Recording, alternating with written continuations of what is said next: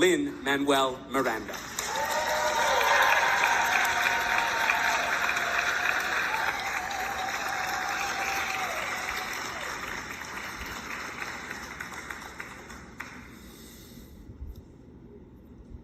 Sometimes the truth just pops out. It is January 16th, 1997, 8 o'clock Eastern Standard Time. And my girlfriend Meredith has surprised me with tickets to see Rent for my 17th birthday. And we go up to the last row of, this is like original cast, first year Rent. And we go up to the last row of the mezzanine of the Nederlander Theater. And my mind is blown. And there's a moment in the second act where the truth just pops out. Meredith and I are what you would call in high school theater kids. You know our kind. You've heard us warming up. You've seen our silly games. Zip, zap, zop.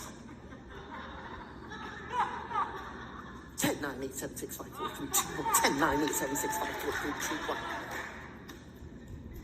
You make fun of us. But we know something you don't know. We know that when we get to the auditorium, we are safe and we are making something that is bigger than all of us. We know while you are in your grades wondering who likes who and who hates who and whose life is over and who is thriving. We know life is bigger than our grade because we're making things with people of all other grades to try to make the best thing possible. Meredith and I met when I was cast as the Pirate King and she was the Major General's daughter in Pirates of Penzance. And the romance is inevitable because the job of the pirates is to romance the Major General's daughters. And we do show after show together. We did Godspell together. She directed a chorus line. I was her assistant on that. And that year, she takes me to see Rent. And there's a moment in the second act of Rent where Mark and Roger, Anthony Rapp, and Adam Pascal are having this heated moment.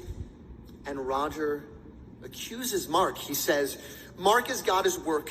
They say Mark lives for his work, and Mark's in love with his work. And I'm like, yeah, Mark. And he goes, Mark hides in his work. From what? From facing your failure, facing your loneliness, facing the fact you live a lie. What? Yes, you live a lie. Tell you why. You pretend to create and observe when you really detach from feeling alive.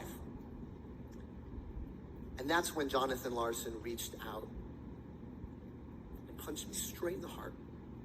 And the truth popped out. Because the moment that show started, I was like, oh, I'm Mark. Because I was the kid who carried the camcorder to school. I was the kid who, when I wasn't in the auditorium and was hanging out with my friends, I had a camera up instead of actually hanging out with my friends. While everyone else was actually getting to know each other, I held everyone at a remove and recorded the whole thing. So when Jonathan Larson's Roger says that to Mark, it felt like he was talking to me. And I went from someone who likes musicals and if he saves enough money, buys TKTS tickets on his birthday, to thinking, oh, the truth can come out in a musical. You're allowed to write musicals. And that's when I went from being a fan of musicals, of being a theater kid, to trying to write my first musical. And I wrote my first musical that year. It was called Nightmare in D Major. And I wrote it in a feverish weekend over a winter break. And we had a student-written theater club at my high school. They would have 5 student directors. They would pick 5 plays from the submissions from all over school. And my musical got picked. It was the first musical ever done, because they're usually just 20-minute, one-act plays. And so they did Nightmare in D Major. Fast forward to opening night, April 1997, Eastern Standard Time. And I should mention here that two things. One, my mother's a psychologist. Two, Nightmare in D Major is terrible. It concerns our young protagonist who falls asleep and has a nightmare in D major. And all of his Freudian concerns come to haunt him. Chiefly among them, the main villain of the piece is a fetal pig he dissected in AP Bio who is back for revenge. Shakespeare, it ain't. Rodgers and Hammerstein, it certainly ain't. And there's other characters that are all from the Freudian subconscious, because like I said, my mother's a psychologist. And there's an alcoholic Uncle Steve and a scary clown from a child's birthday party, and they're all coming back to haunt the protagonist in D major. And I'm sitting there, and the show is getting laughs. And I'm sitting in the audience, and I'm thrilled that the students who are watching and my parents who are watching are enjoying it. And there is a moment in the show where this little girl comes on stage. She was played by an 8th grader. She was played by Sarah Schweisky. And she sings, "You probably do not remember me, but in 4th grade you were in love with me. You don't know my name, but you know my face. Sometimes I get just a bit sad when I think that you have forgotten me, but I'll always be in your dreams, and I'll stay right here in your dreams. And several things happen at once. One, there is nothing funny or silly or student-like about this character. This character pops up. The main character tries to play with her and hang out with her, and he's cut off because he's told she passed away when he was young. And I suddenly remember that when I was 4 years old, my best friend died.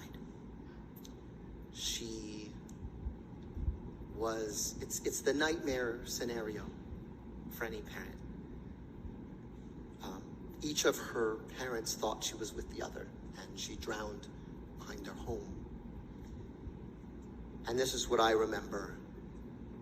I remember my mother telling me in my room on a morning when I had nursery school. I remember crying.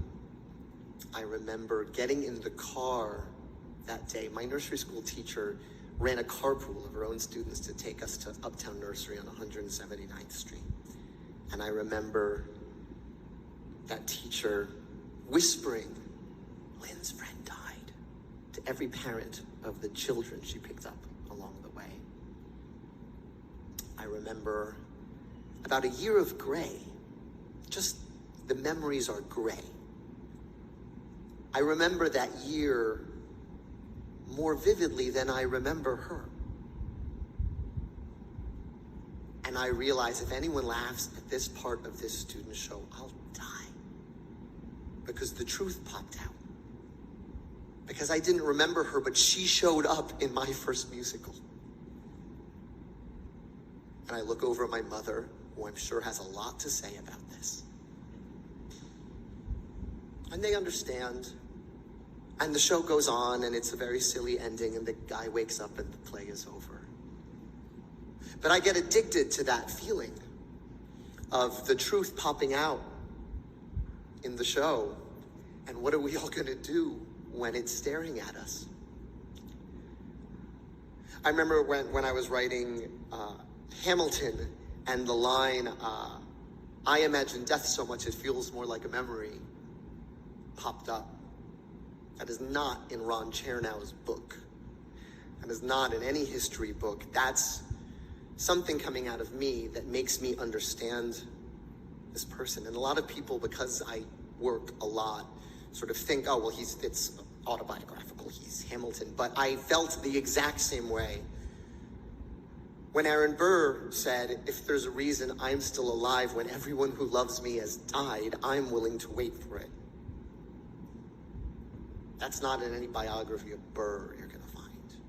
That's the moment where you write and you write until the truth pops out. There's a moment in Hamilton where the parents lose a child, and I have had countless parents come up to me and say, how do you know what this feels like, and how did you find the words? And one thing that is true is that it took me a day to write that song. It wrote pretty quick. And another thing that is true is that I have been writing that song since I was 4 years old, because I have imagined how that felt since I was 4 years old. And I remember poor Meredith, the girlfriend who got me tickets to Rent, coming home to 6 voicemail messages from me saying, call me when you get home, call me when you get home, call me when you get home. Because I have imagined 50 ways she has died on the way home on the train from my house because of that year of gray. And I realize that when you choose your heroes, I chose Jonathan Larson, who tragically passed away the day before his show had its first public performance. And I wonder how he felt writing the second act of that show, watching Mark and Roger talk to each other as an artist in the midst of the plague of the AIDS crisis, as Jonathan watched friend after friend and a generation of artists die in this plague of this disease. And how he felt when he got to those lines. And how sometimes as an artist, all you can do is hold up the camera and bear witness until the truth pops out.